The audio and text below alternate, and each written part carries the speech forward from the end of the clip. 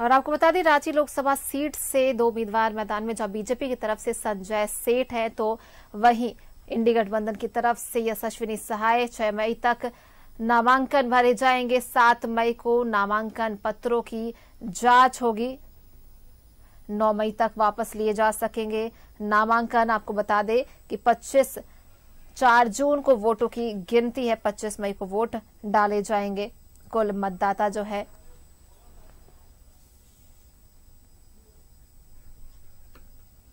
और हमारे साथ ज्यादा बातचीत के लिए हमारे सहयोगी अमर जुड़ चुके हैं हमारे साथ। अमर, देखिए, जो दोनों इस रांची लोकसभा सीट से प्रत्याशी मैदान में है, एक तरफ जहां बीजेपी की तरफ से सांसद संजय सेठ है तो वही दूसरी तरफ यशस्विनी सहाय, तो कैसी टक्कर देखी जा रही है?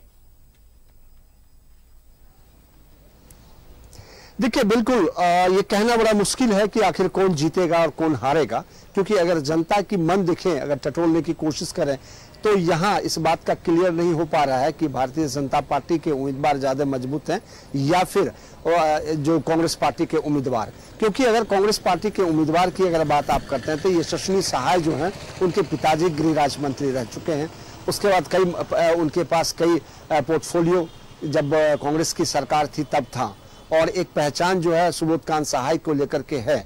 दूसरी बात, अगर कहें कांग्रेस पार्टी लगातार अगर आप यहाँ पे देखें तो भारतीय जनता पार्टी जीतती रही है, और पिछले बार 2014 में भी और 2019 में भी जो है भारतीय जनता पार्टी जीती है।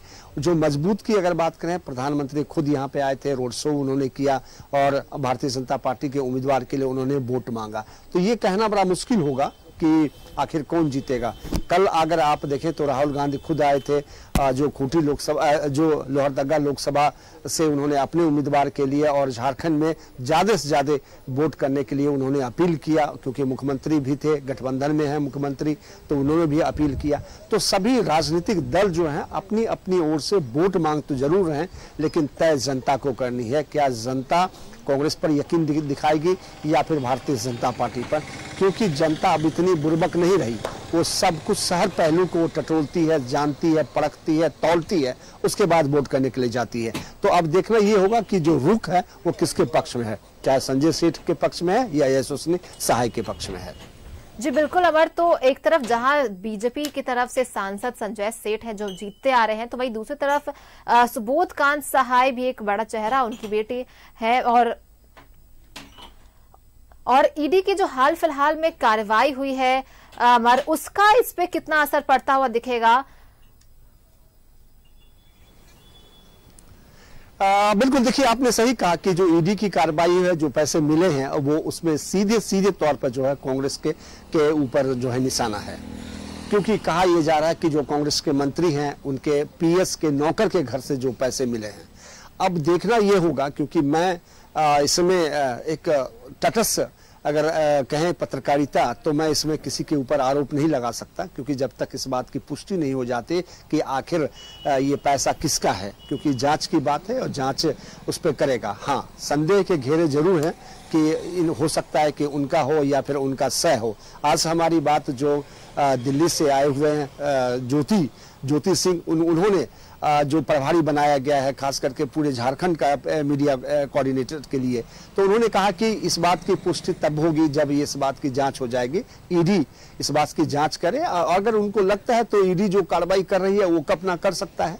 तो ये एक ओर से कांग्रेस ने भी अपना पल्ला झाड़ा है उनसे, और एक बात जरूर मैसेज देने की कोशिश किया गया है कि उनके मंत्री जिनके पीएस के नौकर के घर से जो पैसे मिले हैं वो उनका नहीं है, और आरोप लगाना ये गलत होगा और किसी भी एंगल से जायज नहीं होगा। ये मैं नहीं कह रहा हूँ, कांग्रेस पार्टी ये कह रही है।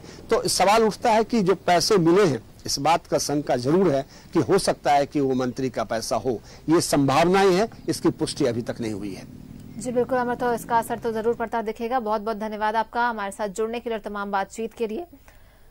तो देखिए, आपको बता दें कि 25 मई को मतदान होने हैं रांची लोकसभा सीट से, जहां एक तरफ बीजेपी की तरफ से संजय सेठ है तो कांग्रेस की तरफ से यशस्विनी सहाय मैदान में है, जहां सीधी टक्कर देखी जाएगी।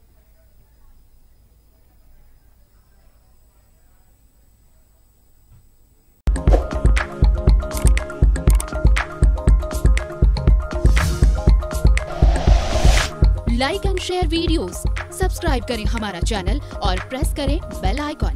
News 11 भारत, सच है तो दिखेगा।